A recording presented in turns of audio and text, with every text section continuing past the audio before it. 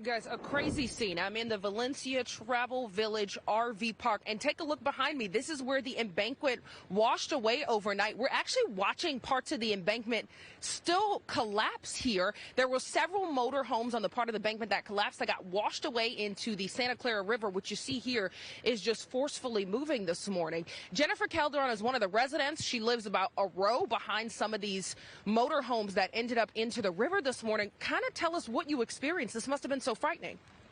Yeah, around midnight. Oh, I'm sorry. I'm sorry. It's okay.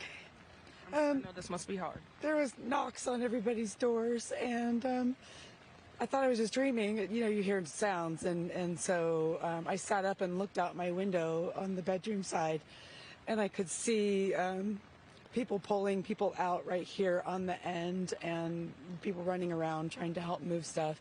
And then I could hear the helicopters. It was raining so hard you couldn't really hear a lot. And so I came out, and that's when I realized, like, I think 3 RVs had already gone into the water. They weren't sure if our lady that works locally, if she had gotten out, but they found later, they saw her on the camera that she had gotten out, from what I hear. And they were able to rescue out a lot of the other RVs. And then this row right here beside me is the second row that's now been torn away.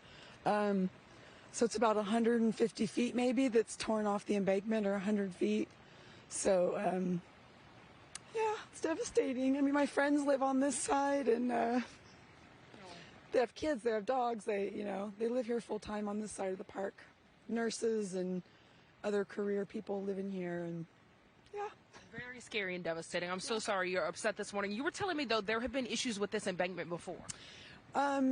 They said in 2005, I don't know if it was El Nino, that the water came up and they had to evacuate people, but I didn't live here at the time. I was living in Valencia, and those are just the stories. You know, the river had been widening through all of those rains over Christmas. Yeah. And but you didn't think that the cliff was going to break away, or the side was going to break away. Sure. And what's crazy, guys, if we look just over here, some of these motor homes are just literally a couple of feet away from the embankment, which, as I said, we're still watching pieces of that fall this morning. Jennifer, your motor home is just behind us. What are they telling you? Are officials telling you anything, or anybody telling you anything? We've heard nothing from the park. I haven't gotten an email, a text. I haven't seen anybody from the park except this gentleman right here that just went by. He works here.